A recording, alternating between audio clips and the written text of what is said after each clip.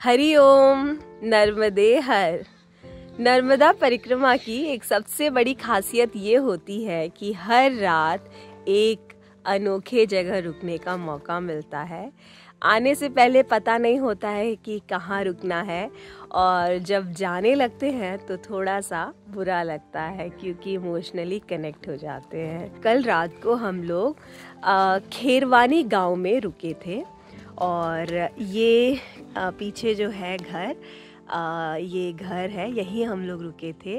और ये कैलाश खरते जी हैं जिनके घर हम लोग रुके हुए थे।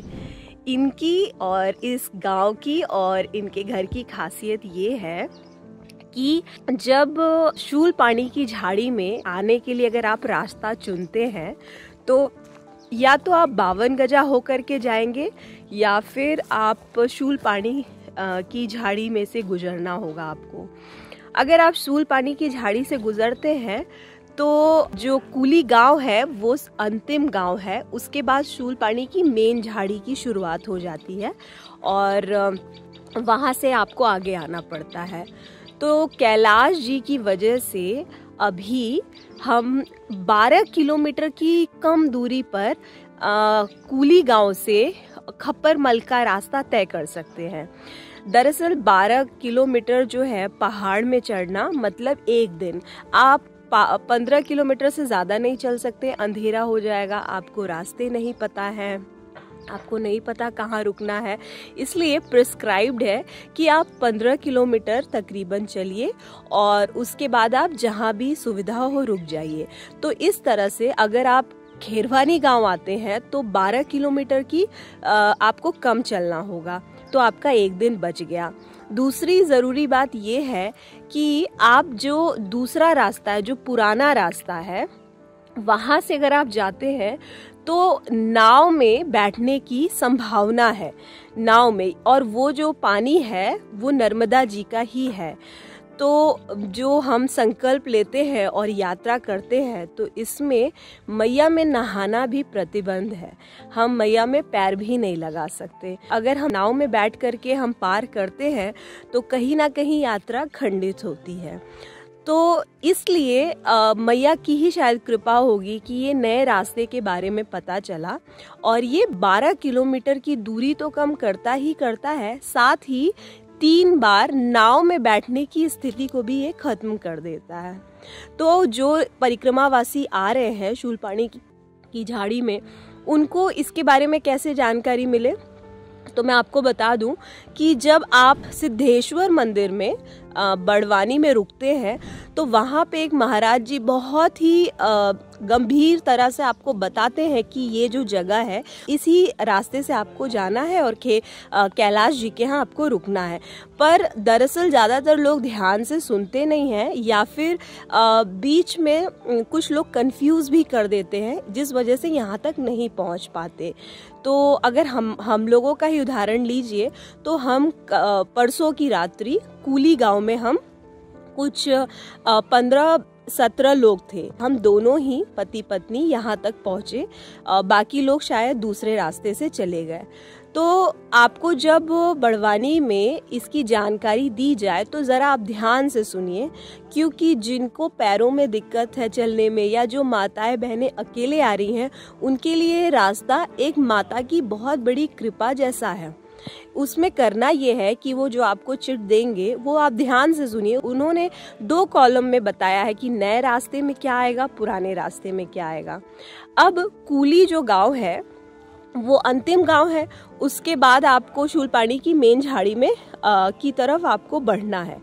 तो आप जब रात में कुली गांव में रुकेंगे और उसके बाद आप कुली से यात्रा शुरू करते हैं झाड़ी की तरफ, तो एक टीला जैसा आएगा जहाँ पे लखन जी महाराज का रास्ता जाता है राइट से और खेरवानी गांव जाने का रास्ता आता है लेफ्ट से। अब इसमें तो पढ़ना नहीं चाहिए, लेकिन वहाँ पे कुछ लोग बैठे होंगे जो आपको इंसिस्ट करेंगे कि आप लखन जी महाराज के रास्ते से जाएं। अब तय तो आपको ही करना है। पहले तो मुझे भी लगा कि लोग क्यों इतना इंसिस्ट कर रहे हैं, चूँकि वो नाव का हम इस्तेमाल करते हैं तो उनकी कुछ कमाई होती है, शायद एक ये रीज़न है, या फिर दूसरा रीज़न ये हो सकता है कि उनको इस रास्ते की के बारे में ज़्यादा पता ना हो।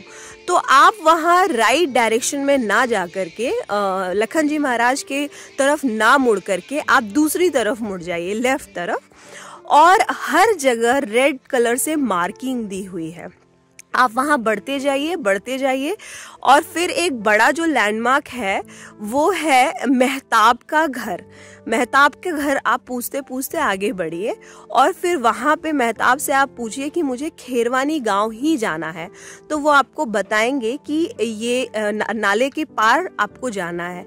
इस रास्ते में आपको सिर्फ एक ही पहाड़ चढ़ना है और उस पूरे रास्ते में आपको एक लैंडमार्क रेड कलर से दिया हुआ है, एरो बना हुआ है, तो आप इजीली समझ जाएंगे। और जो यहाँ के बाकी आदिवासी लोग हैं वो लोग को भी पता है कि कैलाश जी का घर क्या है। शायद हो सकता है रास्ते में अलग अलग विचारधारा के लोग हों कि नहीं आपको उस रास्ते पे जाना है, लेकिन मैं अपना एक्सपीरियंस बताना चाहूँगी कि मेरा एक्सपीरियंस बहुत अच्छा रहा, काफ़ी कंफर्टेबल रहा, क्योंकि उतना झाड़ी चढ़ना और जो पुराना रास्ता है उसमें बार बार वेव की तरह पर्वत है, ऊपर चढ़ना है फिर नीचे उतरना है। और दूसरी बात यह है कि अगर आप मैया में पानी में नहीं जाना चाहते तो आपको और ज़्यादा चलना पड़ेगा। इस तरह से बहुत ज़्यादा लंबा रास्ता हो जाता है। तो अगर इसमें आप आते हैं तो सिर्फ एक ही पहाड़ चढ़ करके आपको आना होगा। हम तकरीबन 7 बजे निकले थे और हम बहुत स्पीड में भी नहीं चले, तो भी हम 12 साढ़े 12 तक हम यहाँ पहुँच गए थे और रात्रि हमने यहीं विश्राम किया। तो ये यात्रा और ये रास्ता काफ़ी आसान है, क्योंकि शूलपाणी में जो सबसे डिफ़िकल्ट रास्ता है वो कूली गांव से ही शुरू होता है और खप्परमल तक जाता है। तो आज हम भी खप्परमल पहुंच जाएंगे और खप्परमल तो एनीवेज आपको जाना ही है, लेकिन ये जो बीच का रास्ता है ये थोड़ा डिफ़िकल्ट है, ये पूरा आपका एक दिन बचा देता है। तो हम लोग यहाँ तक पहुँचे और अगर मैं कैलाश जी की बात करूँ तो उन्होंने बहुत अच्छी सेवा दी, एकदम घर जैसा माहौल है, अंदर जो है वो भी बहुत इनकी सारी फैसिलिटीज़ अच्छी हैं और बहुत प्रेम और बहुत सम्मान से हमको रखा। तो मुझे ये ज़रूरी बात लगी, क्योंकि शूलपाणी की झाड़ी में चढ़ना ही लोगों के लिए थोड़ा कठिन होता है। अगर आप इस रास्ते से आते हैं तो काफ़ी सुगम है ये रास्ता और आप आसानी से पहाड़ चढ़ जाएंगे। और बीच में बहुत चूँकि दूसरी जगह अगर आप चलते हैं तो आश्रम में खाने पीने की सुविधा होती है, इस रास्ते पे नहीं मिलेगी। तो आप बिस्किट का पैकेट या थोड़ा सेव मुरमुरे कुछ अपने साथ रख लीजिए और आप भोजन के समय यहाँ पहुँच जाएंगे और फिर आगे मत जाइए। कैलाश जी आपको बता भी देंगे, आप यहीं रात्रि विश्राम करिए। और हम बस जैसे कि तैयार हुए हैं अब अपनी अगली यात्रा के लिए, इस तरह से रुक करके भी आगे बढ़ सकते हैं। और हम लोगों को तो बहुत ही सुनहरा अनुभव था, बहुत आरामदायक लगा। और यहाँ का मैं आपको वातावरण भी दिखाती हूँ। पीछे से सूर्य नारायण उदित हो रहे हैं और ये पीपल का पेड़ है, चारों तरफ पहाड़ है, तो बहुत ही सुगम है यहाँ तक आना और यहाँ तक रहना और बहुत बढ़िया लगा हम लोगों को। अब आगे की यात्रा कैसी होगी ये देखते हैं। और मैं बहुत बहुत धन्यवाद करना चाहती हूँ कैलाश जी को, क्योंकि ये बहुत मुश्किल है यहाँ तक आना अगर हम पुराने रास्ते से आते हैं तो, लेकिन इनकी वजह से हम लोगों को बहुत बहुत आसानी हुई। आपको बहुत बहुत धन्यवाद। और ये वीडियो से बहुत लोगों को बहुत राहत मिलेगी, है ना। तो आप लोग भी इनको कांटेक्ट करिए।